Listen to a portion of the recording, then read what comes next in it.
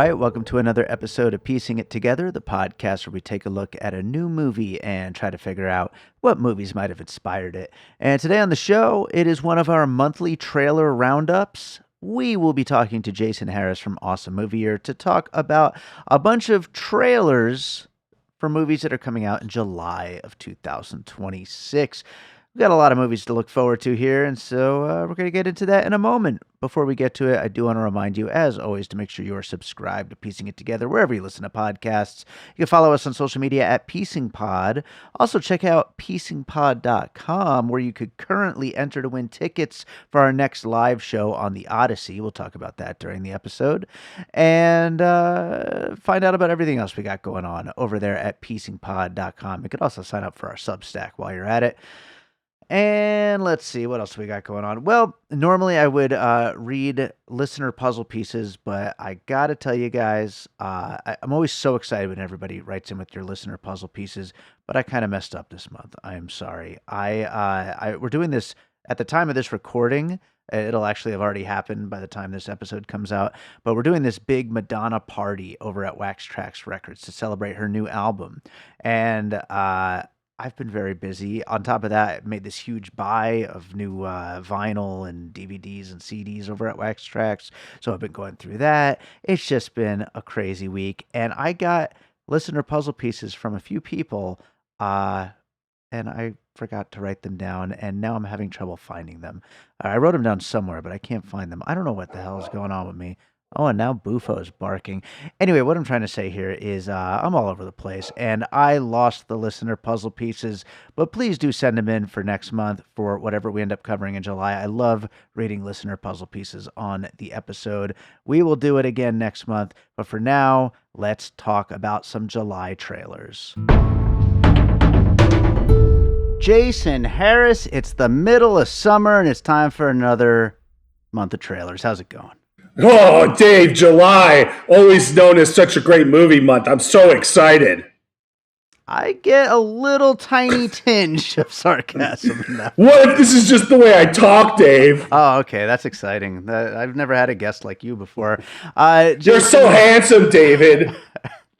Thanks, Jason. There's a lot of movies coming out this month, though, big ones. Even if not all of them look very good. But that's true. I mean, it's summer movie season, of course, and yeah, we've been at it for a while. There'll probably be a few good ones, but there's an interesting point I want to bring up when we get to some of the comedies this month. All right, we'll get to it, but let's take That's quick a look tease back. for the viewers. Yes, absolutely. That are watching us on podcasts. Jason is a professional a writer, comedian, so he knows how to do these things. But yeah, I do a lot. Yeah. All right, let's look at last month and see what we talked about in our trailers and see if we saw any of this stuff. Starting off with Masters of the Universe, which I seem to be one of the few people that was very kind of negative, mixed to negative on this one. Yeah, I'm going to wait for this to come out to my home theater, which is my house. But I don't know. From what I hear, it's a lot of like, yeah, sure, it doesn't all fit together and it's stupid, but fun. Yeah, fun. ...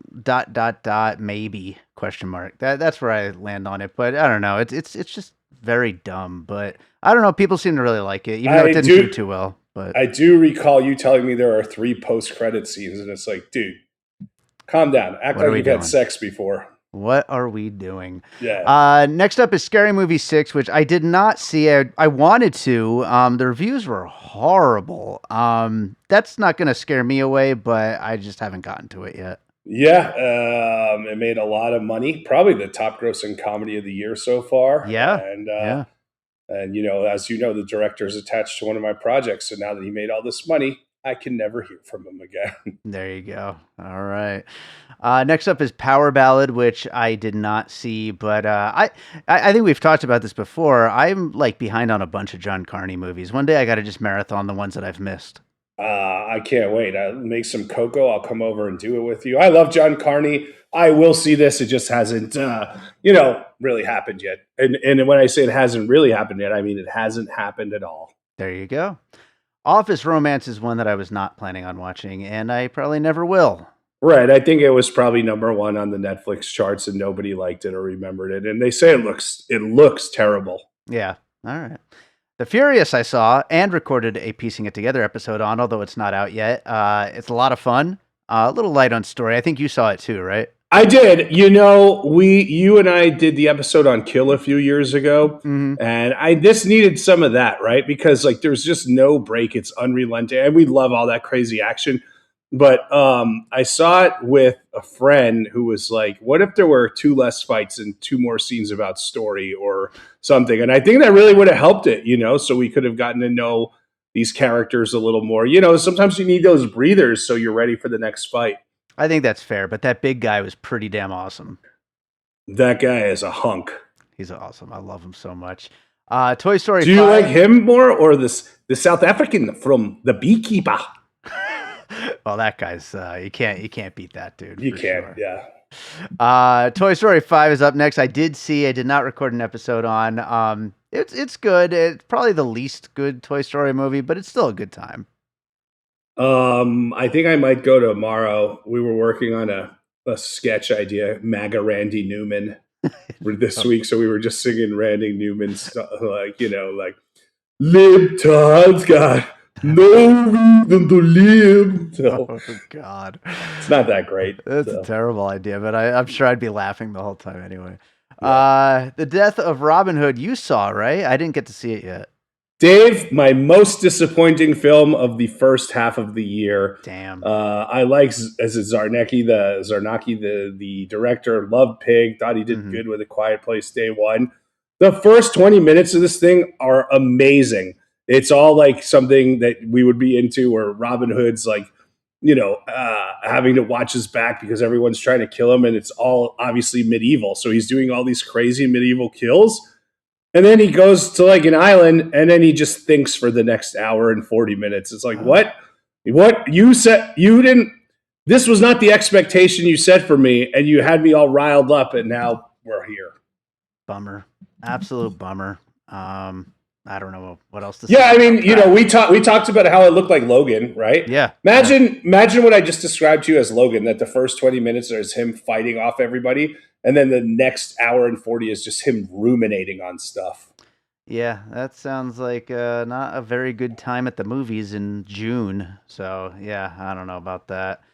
Next up is Girls Like Girls, which I think just came out at the time of our recording. I haven't really heard much about it, but I'm sure fans of that pop star probably like it. It's a song, it's a book, Yeah. it's a movie. I'm going to aspire to doing that with the Pup Pups one of these days. I like Girls.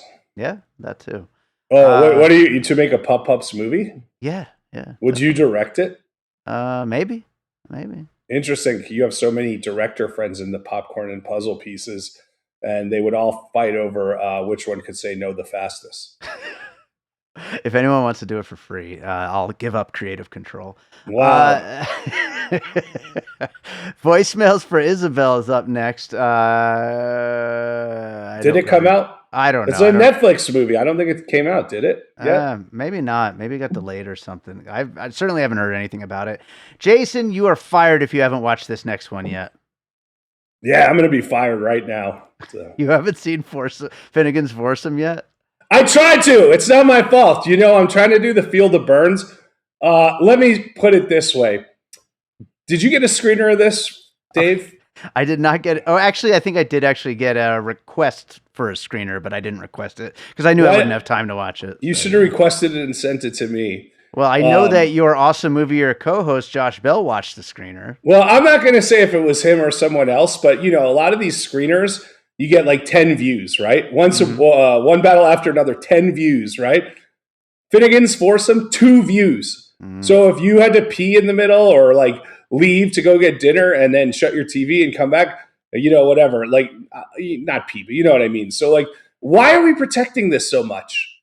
Wow. All right. Well, Ed Burns just cares about cinema that much, and you just want to undermine him at every Ed turn. Burns was the first man to put a movie on the iTunes store. So tell me Yeah. about He, his love of traditional cinema a he little more. destroyed movies single-handedly. No, Dave. I mean, it must be terrible for you. A24 is all AI 24 now, Oh, so it's the it's worst. got to be killing you. Everything is terrible right now.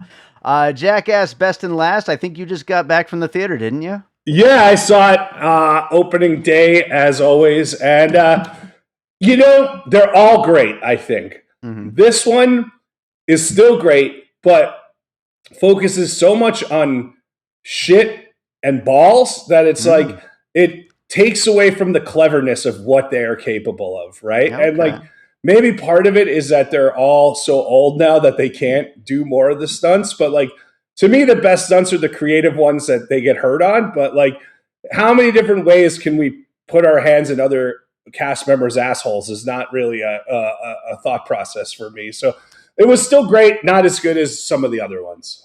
Fair enough. I'll definitely be seeing it this week. I can't wait.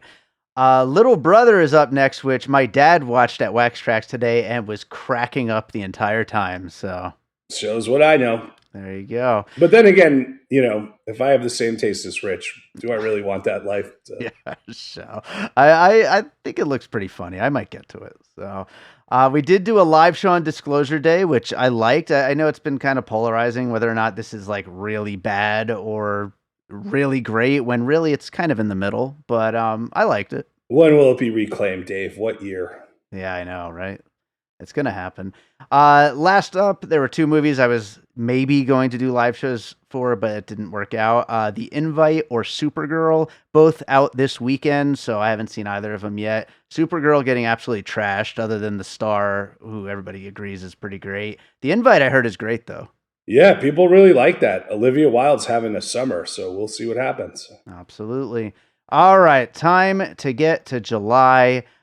Starting off with Minions and Monsters on July 1st, which I got to tell you, I'll get back to research starting with the next movie. I refuse to watch this trailer because these Minions have ruined my theater trips for the last 2 months. Every time I go to the movies, they have to stretch out the trailers by adding little Minions interstitials in between every trailer. And I just don't want to support this movie. I have not seen that in any movie. So They I'm show glad it that every time I go to the movies, and I hate it. It's so annoying. Minions are the empty calories of movies. But if you were like, what should stop first? Minions or like the new Jurassic Park or Fast and the Furious sequels? I would choose both of those before Minions. So. All three of those things are Universal, by the way. Yeah, so they're doing great. The trailer is the Minions have to create a monster so they can make a monster movie is what I got out of it. That's yeah. I got that from the little bits and pieces at the theater. So. And then what they create is like a little cutie, and then the cutie takes them to a monster island. Dave, do you like any movies where monsters are on islands, Dave?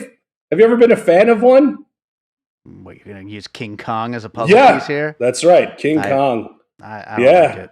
No. Yeah, but it's accurate. So, and then they make a monster, so we could throw Frankenstein in there, and also it's a movie about making a monster movie. So I'm going to throw Shadow of the Vampire in there. Ooh, good pull there. I like that.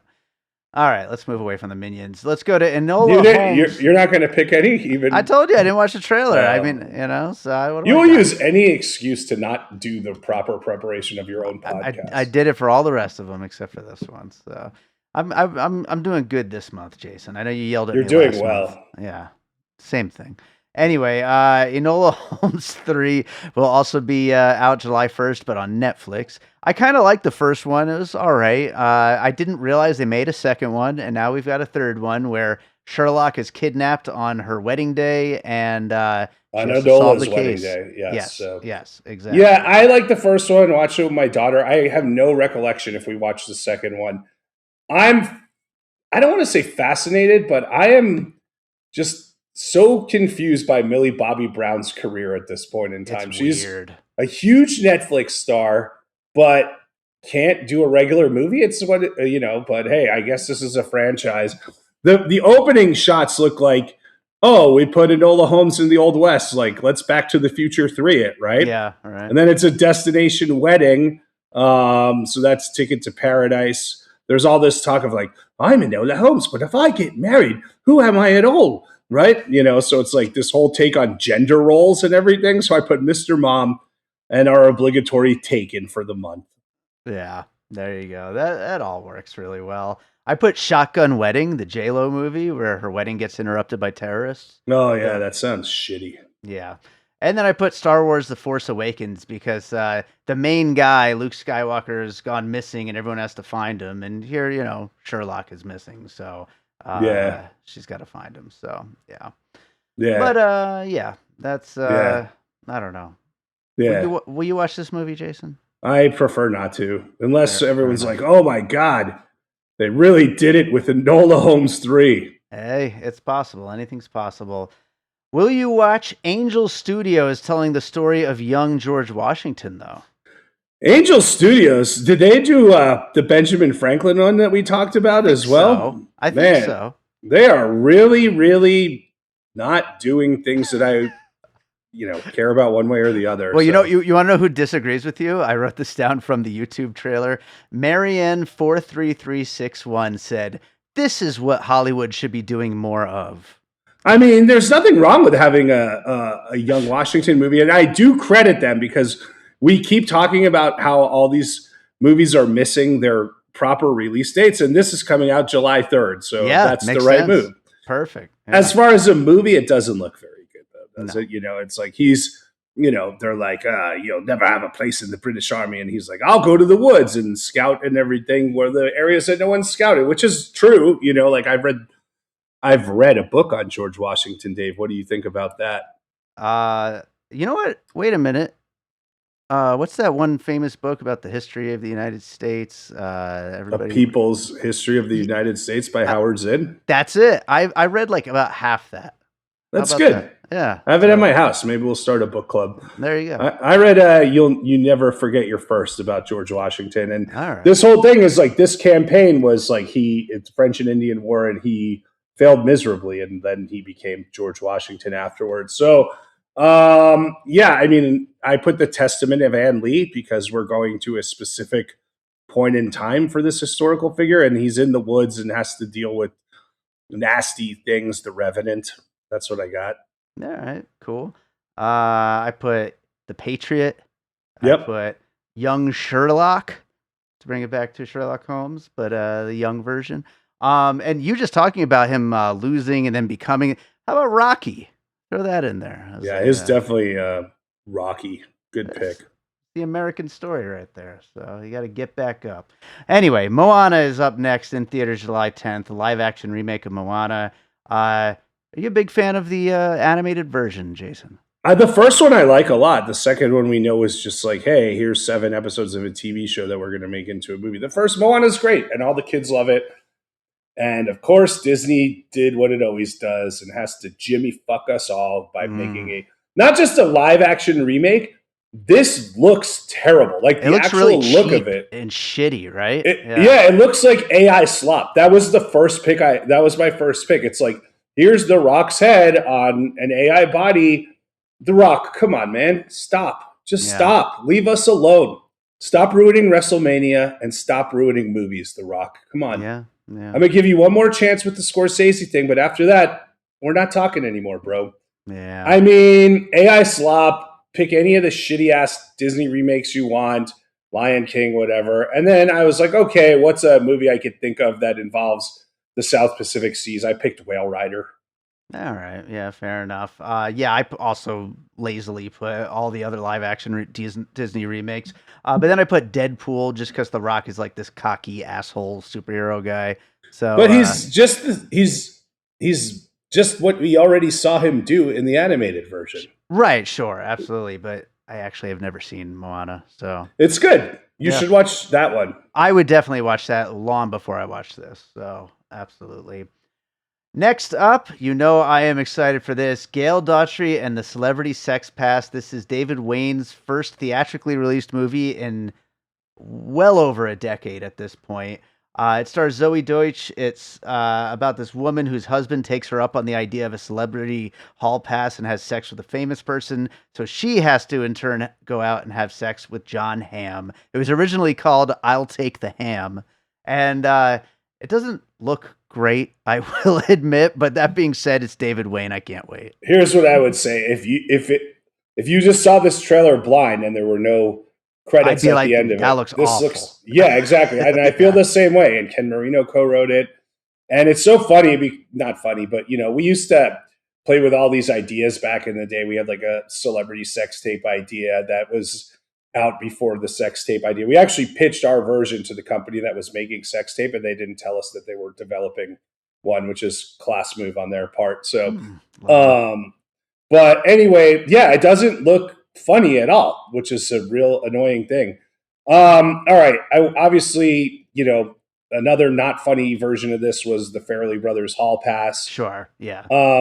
I do like that they have the like mailman narrating, a random character narrating brought me to David Byrne's True Stories from 1986. Very cool, weird movie. And Nice. then, the celebrity playing themselves in it, I went with Unbearable Weight of Massive Talent.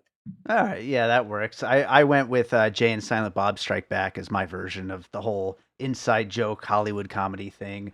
And then of course I had Hall Pass as well. But yeah, I'm hopeful, and the early reviews out of, I forget if it was South by Southwest or Sundance, but the early reviews were great. So I'm hopeful, even though this trailer is I terrible. mean, I saw the State live on the reunion tour, and it was awesome. They're And great. yeah, I mean, David Wayne, I would say Wonderlust wasn't the best one. That would probably be the one where they lost I me. love Wanderlust actually, but I know a lot of people didn't like it, and you didn't really like the 10 either, right? If I remember The correctly. 10 is come And on. you know I love the 10. We're talking about Wet Hot American Summer. We're talking about They Came Together, Dave. Come on, that's the level I'm expecting from these guys. Fair enough. Fair enough. Well, let's look at talking about great comedy. Uh, let's go to Kevin Hart's new movie on Netflix, 72 Hours, which I think this guy he thinks like his business will be cooler if he hangs out with these four young dudes and does drugs. Is that what's happening in this? I mean, what this is, I would almost bet on it because it said the names of the four writers that this was a script lying around for 15 years. Yeah. And then they were like, hey, do a polish on this and we'll make the movie or something, right? Yeah. Um, it's three SNL kids, right? And there, Marcelo, is probably going to be a movie star. The other guys we'll see. Actually, we won't see. I don't think Cam Johnson, like he had a horrible season on SNL, and the Please Don't Destroy guy's fine. But what I got out of it is like there's a bachelor party for one of the young kids, and then they're like Kevin Hart is like, I'm still cool and I can still party. I'll go to the bachelor party. And then they go to the bachelor party and it's told maybe non-sequentially, and there's a ticking clock. It's literally The Hangover, Sure. right? Yeah, that's And number one on my list. Spring Breakers, Mhm. and Vacation Friends, that wacky mismatch. But again, like Kevin Hart wears this robe, and they're like, "You look like Elton John. You look like Fruit by the Foot," and I'm like, these jokes are so limp. They're terrible. Like, what are we doing, guys? Yeah, no, it definitely feels so lazy and so first draft. And like you said, something that's just been laying around because it does. It feels exactly like when we had a whole string of hangover ripoffs. It feels like that, just one that didn't get made at the time. I'll throw a Project X on the list as well. But yeah, same thing though. And it looks awful. So let's move on to the Dink, which will be on Apple TV on July 24th. Tennis pro, uh, played by Jake Johnson, who's got like an attitude problem. He has to go play pickleball. I think we both have Happy Gilmore as our first puzzle piece Of here. course, it's. I Yeah. mean, I only have Dodgeball and Happy Gilmore, and it's Yeah. Ben Stiller's a producer. And again, this is another comedy. This is the third one, and this looks fucking terrible too, right? I mean, did you laugh at anything in any of these trailers? I didn't laugh at this one at all either, but at the same time, I at least thought this one maybe had a little bit of a possibility of being all right. But yeah, it doesn't look good. I'm going to tell you the truth, man. I was on the phone with my managers yesterday, and they're first of all, if anyone cares, erotic thrillers are all the rage right now if you're Hell yeah. writing, right? but in 6 months it'll be something completely different, right? Hmm. But they go because like my bread and butter is writing comedy, right?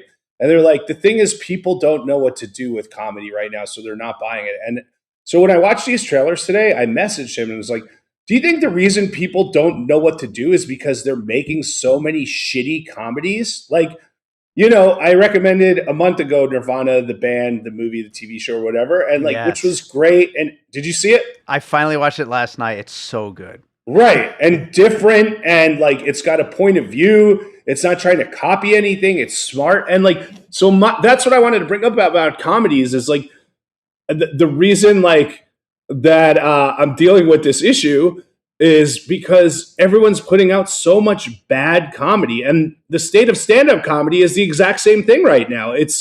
We didn't forget to be funny. We have just accepted mediocrity as like the line for comedy at this point in time. Well, and this could be like a long tangent here, but this is why I always rail against streaming and all this stuff because like to me, streaming and all of that lowers the bar of what the budgets can possibly be. And if these scripts needed another take by like a seasoned, actually funny comedy writer, they're not going to get it if the budget is too low. And that's why I'm constantly going to push back against this idea of streaming and direct to VOD stuff. It's a losing battle. It's just going to keep getting worse. Well, I'll take a yes and a no with you, right?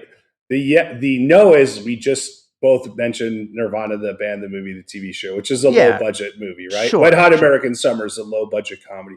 You just have to be smart, right? But the other thing is when you're talking about streaming, where I'm going to say yes with you is it's just like horror. Can you watch horror alone and enjoy it? Sure. But what's more fun than being in a movie theater of people full of Totally. movie theater full of people laughing, right? It's a communal experience. Laughter is supposed to be that way. The great comedies that we all loved were probably mostly things we saw in the theater growing up and everything. And like, it's just gotten to the point. I don't know, man. When my manager's like, "Hey, well, no one knows what to do with comedy," it's like people forgot it's like a sci-fi movie. People forgot what comedy is, right? Like Yeah, it's yeah. so strange. But when you look at this, how many good comedies have there been this year, other than the one we mentioned? Right. No, it's definitely a tough thing. And of course, we're about to talk about a Marvel movie right now, and it seems like that is what people seem to think comedy is the last 10, 15 I years. mean, it seems. I think they're on their last legs. The one you're talking about, Spider Man will do well, no doubt. But Star Wars didn't do well, and Mandalorian and Grogu probably has some comedic elements to it. But I think horror comedy really seems to be the thing that's clicking for people, or action comedy. But even that, I mean, anything will work. It's just like you have to have a higher standard for what it is. Yeah, yeah. I agree with you there. Let's move on to that Spider-Man movie and then be done with it. It's called Brand New Day, and I'll be honest. I posted about this actually on Instagram. Like I could not follow this trailer. I don't know if you saw the same trailer as me. The most recent one, like they called it the final trailer or whatever. But it just seems like a bunch of random sentences strung together that don't actually tell you what the movie's Well, about. how many things like that have we watched this year where it's like, oh, you're just doing memes, right? Yeah, And you're it sure 90 seems like minutes it. of memes. So, but the three Spider-Mans have all with Tom Holland. The first one's the best one. Like that one was so That good. one was good. Yeah. The other two are fine, they're good, but like, yeah, I don't know, man. Marvel has lost its mojo so much that they might want to call themselves Star Wars. Yeah, seriously. And like honestly, like we're gonna get into the puzzle pieces now, but like if I wasn't already dug into this freaking franchise and had seen what 28 movies or however many it's been so far, 30, I might not go see this one because it just doesn't look good at all. Well, if you remember last year when you guys were trying to shine Thunderbolts, and I was like, it's just derivative of See, everything. and that was fine, but it looked good, even if it wasn't the best movie in the world. This just doesn't look like anything to me. I don't know. Yeah, I don't know, man. I don't know. Well, Go what do you ahead, got for buddy. pieces? Nothing. I didn't watch the trailer because I thought you were doing a live Oh, show you on it. you you pulled a me. Okay. Yeah. I put Dark Phoenix, and then I put Yesterday, the movie where everyone forgets about the Beatles. So So they forget that about Spider-Man. Is that what yeah, happens? yeah. So yeah. Why did you put Dark Phoenix? Oh, it's a X-Men movie where the woman she like can't control how she's like mutating or changing or Is whatever. it is it because Famke Jensen's playing Spider-Man? Yes, that too. Nice. That would be a Cool. good movie. I'd watch that. I Want Your Sex is our last one for the month here. Greg Araki, Olivia Wilde, and Cooper Hoffman star in this one about a high-powered woman who has a string of sex workers who work for her, and she has inappropriate relationships with them all. And I believe something illegal has happened, and they're all being like investigated or something. But it looks like a lot of fun, though. Whatever is going on. I thought the dude that she's having sex with works for her. Like it's office romance all over again. Right. So when you say sex workers, it sounds like whores. Well, I don't know. I'm under the impression because there's that one scene where there's like a whole line of them that I think are all having sex with her. So I don't know. But I'm running a train on Olivia Wilde. There you go. Yeah. It looks great though. I think this movie looks like a lot of fun. I don't know about great, but I don't know. You know, sexual dalliances in the office, secretary. Yeah. The idea, he's clearly not as experienced as she is, no hard feelings.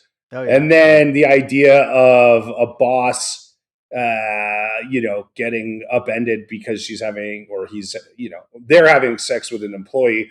We saw like 8 of those movies in the last 3 years. So I went way back to the 90s to Disclosure. Oh, yeah. Good one. Along with Secretary, I put Sanctuary, which was a similar situation. Also, No Strings Attached, where one of them wants to not have any feelings involved, but it's not working out too well. But I think this movie is going to be a good one. Live shows, I don't have anything quite confirmed at the time of this recording, so these might fall through. We'll see what happens, but hopefully, of course, the Odyssey, Christopher Nolan's new movie, which is going to be probably the big movie of the summer. And then, of course, I can't not do an Evil Dead movie if I get a chance to. So Evil Dead Burn, even though I think these last couple Evil Dead movies take themselves a little bit too seriously, I hope this one is a little bit more. That's because no one remembers what comedy is anymore. Remember? There you go. You're 100% right. Yeah. What do you think about these two? Do you think they look good? Yeah, I was excited. My daughter wants to see Evil Dead Burn, so that'll be fun. That's awesome. And hey, I just realized, what if it was Evil Dead Burns? Oh, then